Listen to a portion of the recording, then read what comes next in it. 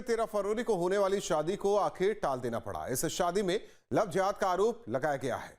जिस जगह शादी होनी थी वहीं पर हिंदू संगठनों ने विरोध करते हुए महापंचायत का ऐलान किया था, लेकिन पुलिस की सूझबूझ से ऐसा कुछ हो नहीं सका। हालांकि मौके पर संगठन के कुछ लोगों ने पहुंचकर नारेबाजी की थी, लेकिन संगठन के अध्यक्ष को नजरबंद रखा गया था, लिहाजा कुछ खास नहीं हो सका। देखिए खास रिपोर्ट, लव जिहाद वाला विवाद।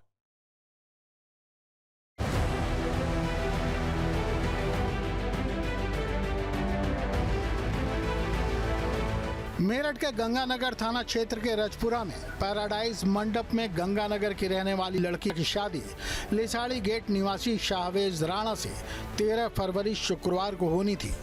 शादी के कार्ड भी छप चुके थे, तैयारियां पूरी हो चुकी थी, लेकिन हिंदू संगठन के लोगों ने मुस्लिम युवक से लड़की की शादी का विरोध किया और लड़की की चाचा की तरफ से शाहवेज पर गंगानगर थाने में मुकदमा दर्ज कराया गया, जिसके बाद शादी रोक दी गई थी और हिंदू संगठनों ने इसी मंडप में महापंचायत का ऐलान किया था। समय पर हिंदू संगठन के कार्यकर्ता जुटे भी थे, लेकिन पुलिस प्रशासन ने उन्हें मंडप के अंदर जाने नहीं दिया। पुलिस का कहना था कि महापंचायत की अनुमति नहीं ली गई है। मेरठ में आकांक्षा और शाहवेज राणा की शादी को लेकर घमासान जारी है। आज यहाँ पर हिंदू संगठन ने एक महापंचायत का ऐलान किया था और ये महापंचायत उसी जगह होनी थी जहाँ पर दोनों की शादी तय हुई थी और वहीं को उन्होंने मंडप को चुना था, लेकिन प्रशासन की सतर्कता के चलते फिलहाल पंचायत को टाल दिया गया है। क्या कुछ आज घटित हुआ है जान लेते हैं। मेरे साथ मौजूद है मेरठ के SP traffic Raghavendra Mishra ji. Sir ये बताइए क्या घटनाक्रम हुआ, किस तरीके से पंचायत का ऐलान किया गया था, फिर आपकी तरफ से क्या कार्रवाई की गई है? एक शादी का प्रकरण आया था कि दो संप्रदायों के बीच का। इस संबंध में स्पेशल मैरिज एक्ट के अंतर्गत एडीएम स्तर के अधिकारी के द्वारा इसको निषिद्ध घोषित किया गया था और जिस मंडप पर इस शादी के बारे में बताया गया था उस मंडप के जो मालिक हैं उनके द्वारा पुलिस से संपर्क किया गया कि मेरे द्वारा इस प्रकार की कोई अनुमति नहीं दी गई है। तत्काल में पुलिस ने इसकी संज्ञान लेते हुए वहां पहुंच करके इसका संज्ञान लिया और साथ में जो आप बता रहे हैं कि महापंचायत की इसकी भी कोई अनुमति नहीं थी, इसलिए तत्काल पुलिस वहां मौके पर पहुंच करके उन लोगों को वहां से डिस्पर्स की है और उनको बताया गया है कि यहाँ पे कोई अनुमति नहीं है। अभी बहरहाल वहां शांति है, किसी प्रकार की कोई व्यक्ति वहां पर नहीं। तो कितने लोगों को डिटेन किया आज इस पूरे प्रकरण में? जो वहां पर मौके पर थे उनको समझाया गया, वो तुरंत वहां से हट लिए और उनको बता दिया गया, स्पष्ट रूप बता दिया कि कानून को हाथ में लेने की किसी को गुंजाइश नहीं। मंडप पर महापंचायत करने पहुंचे हिंदू संगठन के कुछ लोगों को पुलिस हिरासत में लेकर थाने भी ले गई। पुलिस प्रशासन इस मामले में कड़ी निगरानी कर रहा है, जबकि मंडप के दरवाजे पर ताले लगे हुए हैं। उधर हाउस अरेस्ट किए गए अखिल भारतीय हिंदू संगठन के राष्ट्रीय अध्यक्ष ने कहा कि वो भले ही नहीं पहुंच पाए हों, लेकिन उन्होंने वीडियो कॉल से पंचायत को संबोधित किया। उनकी महापंचायत सफल हुई है और वो आगे भी महापंचायत करेंगे। हिंदू सुरक्षा संगठन ने महापंचायत का ऐलान किया था। पुलिस ने उस पर ताला जो है वो जड़ दिया, लेकिन उसके बावजूद भी लगभग सैकड़ों की संख्या में कार्यकर्ता बारी बारी से वहां पर पहुंचे। पुलिस ने सचिन सिरोही को हाउस अरेस्ट किया गया था, उसके बावजूद भी सचिन सिरोही ने इसका एक नायाब तरीका निकाला। अपने सभी कार्यकर्ताओं को वीडियो कॉल के माध्यम से जोड़कर अपना संदेश उन तक पहुंचा दिया। मैं इस समय सचिन सिरोही के पास पूछूं कि किस तरीके से उन्होंने अपनी बातें रखी हैं, पंचायत में लोगों को संबोधित किया है। लगभग कितने बजे का ये कमिट था, कितने बजे आपने पंचायत शुरू की और उसके बाद में कैसे आपने संबोधित किया अपने कार्यकर्ताओं? आज 3 बजे की हिंदू महापंचायत रखी थी लव जिहाद में जो फंसी हुई बच्चियां उन्हें बचाने के लिए, कि ये नए नए तरीके जो है मुस्लिम समाज के लोग, जिहादी मानसिकता के लोग ये नए नए तरीके जो है अपना रहे हैं कि किस तरीके से लव जिहाद में लाएं, कि ये अब अपना भी धर्म बदलने को कह रहे हैं कि हम बौद्ध धर्म से जो है बन जाएंगे हिंदू बच्ची आती हो तो। यानी कि मुस्लिम अब अपना धर्म को छोड़कर बौद्ध धर्म हिंदू धर्म, मतलब वो कैसा दिखावा ड्रामा करके जो है हमारी बच्चियों को लाकर लव जिहाद में फंसा कर मारने काटने काम, इस तरीके की योजना आज जो हिंदू पंचायत थी प्रशासन ने, मेरठ के पुलिस प्रशासन ने, योगी जी कहते हैं बटोगे तो कटोगे, हम जोड़ने का काम कर रहे हैं, हम हिंदुओं को एक करने का काम कर रहे हैं, अपनी बहन बेटियों को बचाने का काम कर रहे हैं। तो जो हिंदू महापंचायत हमने रखी थी हिंदू क्षेत्र में रखी थी, कोई वो सांप्रदायिक माहौल तो खराब होना नहीं था, फिर क्यों रोकने का प्रयास करेगा इस महापंचायत के? तमाम इंतजाम के बावजूद आपने वहां लोगों को संबोधित किया। कौन कौन वहां पहुंचे? हिंदू रक्षा दल से कौन पहुंचे थे और आपके कार्यकर्ताओं में कितने लोग मौजूद थे? सुबह से ही वहां लगभग 10-11 बजे से ही लोग बाग हमारे मौजूद थे। काफी मीडिया वहां पहुंची हुई, सबको इंटरव्यू दिए, सबको अपने बात का विषय लोगों ने कहा। मुझे तो नजरबंद कर रखा है यहाँ, लेकिन लेकिन उसमें जो भी उन लोगों ने जिस तरीके से पहुंचे, पुलिस 2 को 4 को 2 को 4 को 2 को 4 को वहां से उठा के ऐसे भर रही है जैसे हम अपनी बहन बेटियों को बचाने का काम नहीं कर रहे, हम खुद जो है किसी की बहन बेटियों को उठाने का काम कर रहे हैं। मंडप पर पहुंचे संगठन के लोगों ने काफी देर तक नारेबाजी की। वो अंदर तो नहीं जा पाए क्योंकि ताला लगा हुआ था। संगठन के लोगों ने कहा कि ये पता नहीं चल रहा है कि किस दबाव में लड़की की मां बेटी की शादी के लिए राजी हो गई है। सर वो लड़का मोमडन है, हम उसके खिलाफ है। हम चाहते हैं शादी हो, शादी ना हो, किसी कीमत पर नहीं होने देंगे हम। प्रॉपर्टी का हुआ है, इसमें लालच है उसे लड़के को, और कुछ नहीं है। तो फंसाया जा रहा है जाल में, धर्म पर तो करा रहा है, उल्टा सीधा क्या करा क्या नहीं करा, किस दबाव में वो उसके हाँ माँ कर रही है, हमें कुछ पता नहीं है। उसकी माँ सामने निकल कर नहीं आ रही है, क्या दबाव बताना नहीं चाह रही हमें।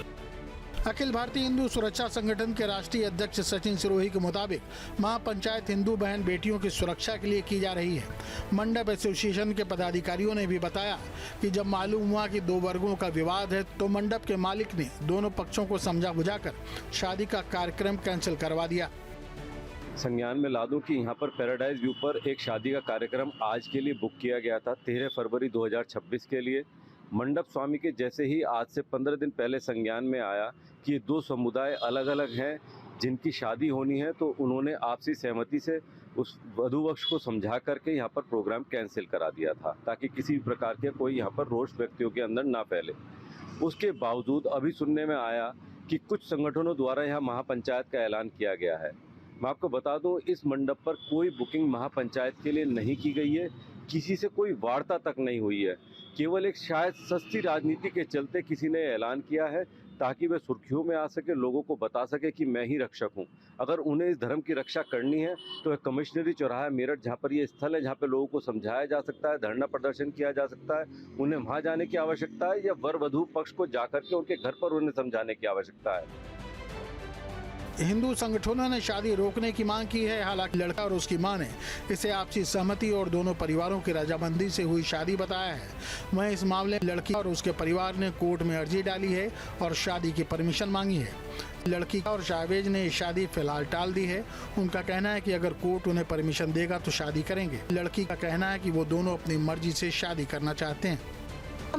ये शादी बौद्ध धर्म से हो रही थी, लेकिन कुछ बजरंग दल के नेता हैं वो इसको लव जिहाद से जोड़ के देख रहे हैं, जबकि मैं मेरी फैमिली पूरी राजी है, मेरे रिश्तेदार आए हुए शादी के लिए। अब इन लोगों ने अफवाह फैला दी कि लव जिहाद है, और लड़के का नाम सावेज है, मेरे को पहले से पता था। लड़के का नाम हमने साहिल रखा अपने अकॉर्डिंग, हमने उसको निकनेम दिया है। तो लड़के का आना जाना था घर में? लड़के का आना जाना था, ऐसा कुछ नहीं है। आपकी बिना मर्जी के? नहीं, ऐसा कुछ भी नहीं है। मैंने अपनी फैमिली से शाहवेज को मिलवाया था। फिर हमारी दोस्ती हुई, मैंने अपनी मम्मी को, अपने पापा को बताया था शाहवेज के बारे में, तो सब कुछ बिल्कुल ठीक था सर, सब कुछ बिल्कुल नॉर्मल था। मेरी मम्मी और मेरे पापा को पता था मेरे और शाहवेज के रिलेशनशिप के बारे में। फिर 2023 में मेरे फादर की डेथ हो गई और अब हम शादी करने जा रहे थे। मेरी फैमिली, उधर से शाहवेज की फैमिली, दोनों ही शादी के लिए रेडी थे। और मैं अम्बेडकर वादी हूँ और मेरी शादी जो है बौद्ध रीति रिवाज से होने वाली थी 13 फरवरी को, लेकिन कुछ लोगों ने इसका इतना बड़ा इशू बनाया, जबकि उस दिन शाहवेज भी बौद्ध धर्म अपनाने वाले थे। जैसे लोग बोल रहे हैं कि ये लव जिहाद है, धर्मांतरण है, ऐसा कुछ भी नहीं है। ना ही मैंने अपना धर्म बदला है और ना ही मैं कभी बदलूंगी। इवन शाहवेज खुद उस दिन बौद्ध धर्म अपनाने वाला था। लड़की का ये भी आरोप है कि उसके चाचा उसकी संपत्ति हड़पना चाहते हैं, इसीलिए उन्होंने एफआईआर दर्ज कराई है और हिंदूवादी संगठनों से मिलकर उन्हें परेशान कर रहे हैं। मेरे चाचा से मेरे आपसी संबंध बिल्कुल भी अच्छे नहीं हैं और मेरे पूरे परिवार के ही। 2023 में मेरे फादर की डेथ होने के बाद से ही ना ही मेरे चाचा ने मेरा किसी चीज़ में सपोर्ट किया है, ना ही हमें फाइनेंशियली किसी चीज़ के लिए वो आगे आए हैं, ना ही उन्होंने कभी हमारी कोई मदद की है। सिर्फ उनका एक ही फंडा है कि कैसे भी करके इसकी शादी हो जाए या जाए और प्रॉपर्टी को हम हड़प लें। सिर्फ उनके माइंड में प्रॉपर्टी का गेम रहता है, क्योंकि वो कुछ इतना बड़ा कोई उनका काम नहीं है। वो सिर्फ एक नॉर्मल एक लेबर हैं, उनका बस यही है कि इनकी प्रॉपर्टी कैसे भी करके मुझे मिल जाए। और सिरोही का मानना है कि अगर इसकी जांच की जाए तो ये भी छांगुर बाबा का मॉड्यूल निकलेगा। उधर गाजियाबाद में हिंदू रक्षा दल के राष्ट्रीय अध्यक्ष पिंकी चौधरी को पुलिस ने एहतियातन नजरबंद कर लिया है। बताया जा रहा है कि वो मेरठ में प्रस्तावित हिंदू महापंचायत में शामिल होने वाले थे। गाजियाबाद पुलिस ने बीती रात से ही पिंकी चौधरी को उनके आवास पर नजरबंद कर रखा है। देखिए, मेरठ में जिस तरीके से हमारी बहन बेटियों को लव जिहाद में बहुत तेज़ी से हमारी बेटियां जा रही हैं, और मतलब शिकार बनाया जा रहा है, और वो मस्जिद और मदरसों से बनाया जा रहा है। उन्हें वहाँ से शिक्षा दी जा रही है कि हिंदू लड़कियों को लव जिहाद में फंसा करके बहुत जल्दी से भारत को इस्लामिक राष्ट्र बना दो, और तभी आप लोग भारत पर पूर्णतः कब्जा कर पाओगे। लेकिन ये मंशा हम लोग कामयाब नहीं होने देंगे। आप लोग देख रहे होंगे मेरठ में बहुत ऐसी जगह हैं जहां पहले हिंदू बहुल था, वहां अब हिंदू रहा ही नहीं है, वहां सारे के सारे मुसलमान हो गए हैं। ऐसी समस्याओं को लेकर के हम लोगों ने हिंदू महापंचायत बुलाई थी, और बस कल शाम से ही मेरे आवास पर जो है मुझे हाउस अरेस्ट किया हुआ है। पुलिस का कहना है कि मेरठ में प्रस्तावित हिंदू महापंचायत को देखते हुए कानून व्यवस्था बनाए रखने के लिए ये कदम उठाया गया है। मंडप पर ताला लगा रहा और हिंदू संगठन के कार्यकर्ता नारेबाजी ही कर पाए। उधर कोर्ट में आकांक्षा और उनके परिवार ने शादी के लिए अर्जी डाली है। अब देखना है कि कोर्ट के दखल के बाद ये मामला कहां पर जाकर सुलझता है। Team news state. आपके मोबाइल पर तुरंत आएगी ब्रेकिंग न्यूज। स्क्रीन पर सबसे पहले दिखेगी बड़ी खबर। देश दुनिया की हर खबर एक जगह। अब आपके मोबाइल पर तुरंत फटाफट इंस्टॉल कीजिए न्यूज नेशन ऐप और रखिए खुद को अपडेट।